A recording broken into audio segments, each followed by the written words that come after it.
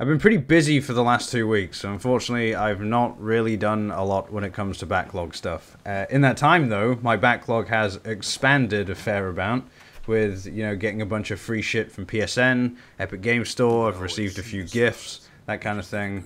One thing though that I bought recently that I'm very excited to start is Astral Chain on the Switch. It's been out for ages. I always thought it looked cool, but it sat very firmly in the back of my mind as, one of those games I will get when it's very cheap. But then I was talking to someone on stream, and they told me that it was a spiritual successor to Chaos Legion, and that's one of the coolest PS2 games there is. So after hearing that, I had to pick it up right away. I've not started it yet, but it's been bumped up the priority list, so you can expect to hear something about that game pretty soon. Anyway, as far as things that I've actually been playing go, I'm still slowly chipping away at Demon X Machina. It's getting to the point where this game really feels like a complete slog to play.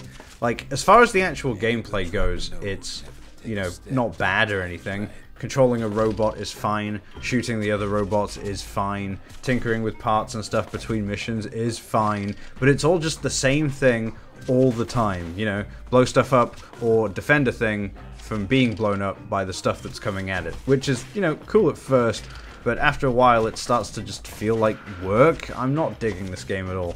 There have been 2 instances of the game trying to mix things up a little bit. At one point it let me control a boss robot, but that ended up being really slow and annoying, and then there was a stealth mission where I had to steal a robot, but that only consisted of holding down the sprint button to get to the objective, and then getting in the robot, and then blowing shit up. I'm not sure how much of the game is left, but for me, I'm hoping it ends soon. I also played through the free-to-play visual novel type thing, The Murder of Sonic the Hedgehog, which I thought was pretty good. It's a very basic game, probably made with a younger audience in mind, but some of the dialogue got a chuckle out of me, and there were some fun references in there to things like knights, for players who are willing to click around the screen a little.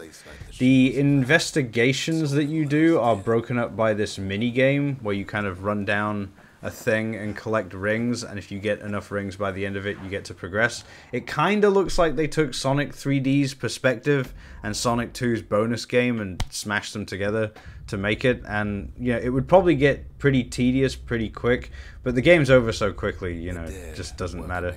Not gonna set the world on fire, but if you want a quick bit of Sonic fun for no money, it's worth a download.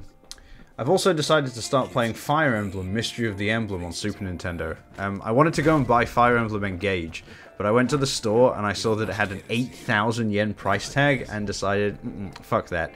I'll play through all the other ones first, and hopefully by the time I do that, Engage won't be so stupidly expensive. Mystery of the Emblem comes in 2 books, the first of which is a remake of the NES Fire Emblem game, Shadow Dragon and the Blade of Light. I have played Shadow Dragon on the NES before, but when I did that, it felt very stiff and annoying, after enjoying more modern turn-based tactics games. But on the Super Nintendo, it feels just fine.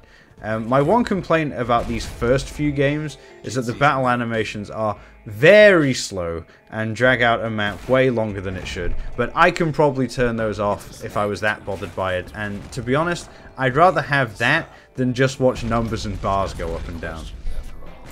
I also finished a quick playthrough of Final Fight 3 for the first time this week. I've always been more of a Streets of Rage kind of guy, if I'm being honest, but I like the Final Fight series just fine.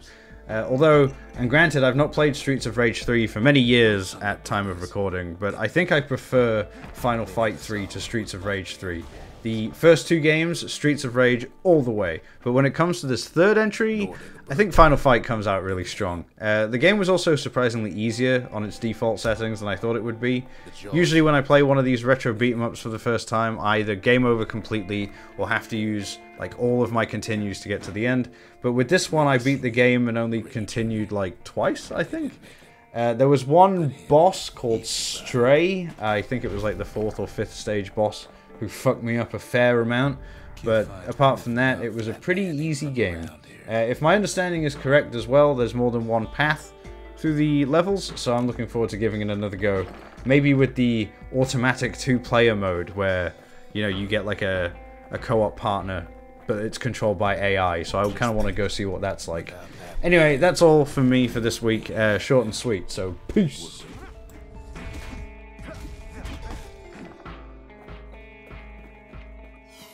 The core survives as well.